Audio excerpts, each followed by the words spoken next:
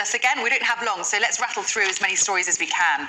Nikki, the hosepipe ban, it really gets people going, this, doesn't it? It does. So South East Water have said that there's going to be a hosepipe ban in Kent and Sussex next week, and their chief executive, David Hinton, has blamed home working for the ban. He says that because people work from home, they drink more tap water, they need more processed water, and that's the reason that South East Water can't provide them with what they need. Oh my goodness, victim blaming, yes. As they're calling it. It seems a bit strong. Afia, let's look at the Express. Page 8 and 9, they're doing a big double-page spread, of course, of this tragic story this week of the submersible that sank in the Atlantic.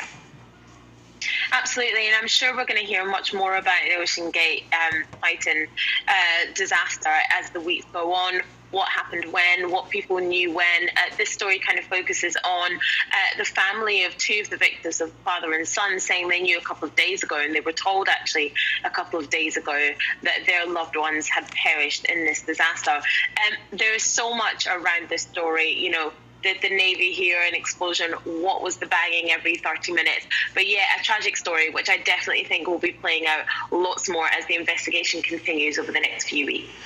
And Nikki, interesting story in the Times on page 4, supermarkets being accused of profiteering and being told to cut their prices. I mean, a lot of people may feel quite strongly about that, with food prices, of course, having surged in recent months. Absolutely. Well, everybody is really struggling with the price of food. Everybody's shop has gone up.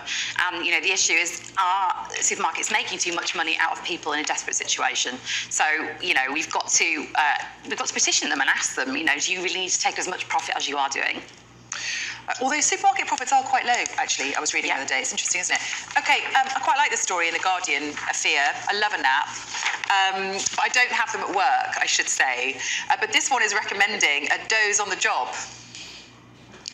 Yeah, so this article basically saying that if you have a nap while you're working, perhaps in the middle of the day, then this can increase your productivity. Now, I'm not sure if bosses would agree. You know, like we said, lots of people working from home, water companies blaming us for water shortages, and there is those opportunities to just have a little nap on the sofa or slope off for a nap during the day. But apparently, it makes you feel better and increases your productivity. So maybe it is a good idea.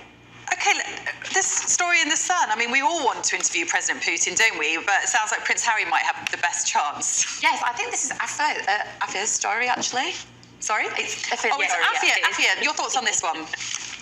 Yes, so this is Prince Harry apparently wanted, for his podcast, to interview the likes of Vladimir Putin, Donald Trump, and basically ask them about childhood trauma and things to do with climate change, you know, issues that affect the world now.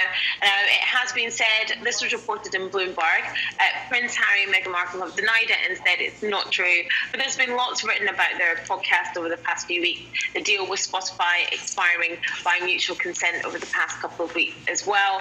So who knew? Maybe we are missing out on the podcast we never knew we needed. Prince Harry interviewing Vladimir Putin. Yeah, who knew Putin's childhood trauma could be to blame for invading a country? Just quickly, Glasgow Kids, story in The Guardian. Nikki. Yeah, nice story here. Campers in Pampers. So apparently the most children are at Glastonbury this year that they've ever been. Under 12s getting free, of course. Okay, Nikki, Afia, thank you both so much. That was the fastest paper review in history. Thank you. Hello, stay with us on Sky News Breakfast. Coming up next, we'll have all the latest on our developing story this morning from Russia, as Vladimir Putin accuses the boss of the Wagner Group of treason. More on that breaking story coming up.